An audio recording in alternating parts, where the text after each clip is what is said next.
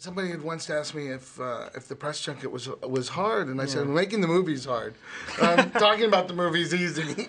Once you're happy with the movie, it's all good. Like, once a movie, especially when the movie's done well. You know what? Yeah. That's the other thing. It's good to be on a press junket when your movie's a hit. Yeah. And when your movie's not a hit and you're on a press junket, then you're like, I don't know why it didn't work. I don't know. I've got a job at a video store next week that I have to get to.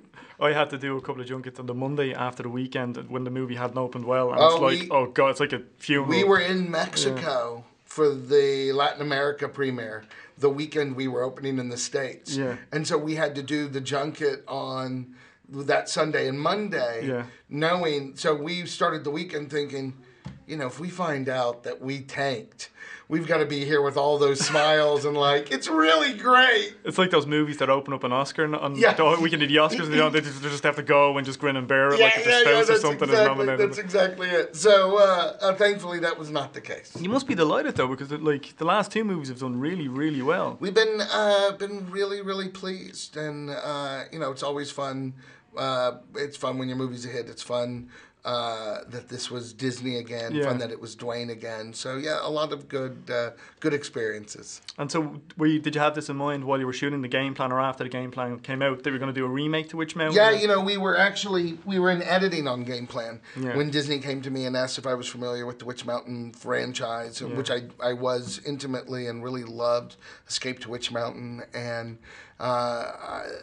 I told him I was interested in not remaking it, but reimagining it. And we went and I read the script, and the script sort of described the hero as kind of this big action guy who could save the world. And then I'd go back in the editing room and look up on the screen, and there was Dwayne. And I thought, that guy could probably save the world. And probably 2 days after I signed on, Dwayne came on.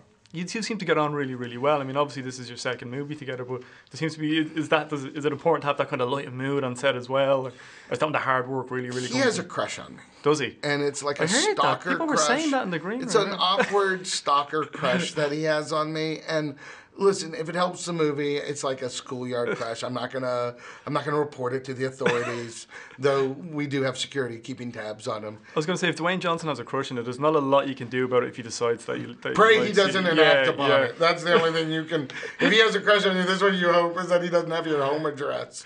And you two guys met just before the game plan, was it, or did you know each other before? No, I had done a movie with Amanda Bynes called She's the Man, and we were finishing up that. That hadn't come out yet when I got a call asking if I wanted to go have drinks with Dwayne Johnson. And I was like, The Rock? All right. And then I showed up, and within minutes of sitting down, before he said what a normal person would do, which is, hi, how are you? Sit down, good to meet you. As I'm standing, getting ready to sit, Dwayne's like, you like Elvis? And I was like, yeah, I like Elvis. Do you know a lot about Elvis? And we started talking about Elvis, and I am a huge Elvis fan, and so is Dwayne. And we bonded over Elvis, and that was it. We were started dating immediately. He decided then he liked you, that was it. That was it. I told him later on, I asked him, I said, what would have happened if I told you I didn't like Elvis? She's like, I didn't think we'd get along. And I was like, all right. You're like, I'm a Johnny Cash man. He's so like, now no more what movies. I do is I tell every crew member and cast member, and I'm like, oh, by the way, you love Elvis. Mention that. And then they're all like, yeah, I love Elvis. But unfortunately, several confuse it with Elvis Costello, and then that throws That's him kind of all stuff. That's completely different. Track. Yeah. You get a Johnny Cash fan. That's right. Like that's right. All.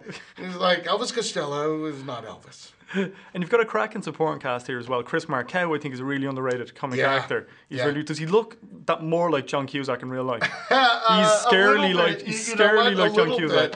Chris, I was a huge fan. Chris did a show, Joan of Arcadia, and Fanboys and all this stuff, and I was a huge fan of Chris's work, and he came in, and sometimes you just know. And because Karen Hines was playing his boss, we had already cast Karen, so everybody underneath Karen, you had to imagine what they would be like against Karen. And that role was a little bit of some of the comedy relief, and knowing Karen would be nothing short of like serious, Chris was a great foil for that. Yeah. And what about Gary Marshall? Gary Marshall, he seems to pop up in these small little acting roles and then direct blockbusters. Is it strange directing another director, especially one as successful as Gary? Strange in the sense of Gary's been a mentor and a friend of mine for many, many years. Does that make it more difficult or easier? But I think it's more difficult because I think at the time when we started talking about putting him in the movie, we're all like, this character should be like Gary Marshall. why don't we ask Gary? And then Gary shows up on the set, and you're all excited. And all the cast, they're racing because they're like, there's a better director than you on the set. All of a sudden, that's the guy who did Pretty Woman. Everyone's talking to him. The crew's like, here's my card. I would leave this show in a minute if you have something. I don't even like this Fickman guy. Mr. Marshall, what an honor. Please take over the show. And for Gary, the minute that all of a sudden I'm like, oh, I'm going to direct the great Gary Marshall, also my friend. This is on. And then you get behind the camera and you get ready to yell action. You watch the take and you're like, ooh, we have notes. And then you're like, I have to give Gary Marshall a note.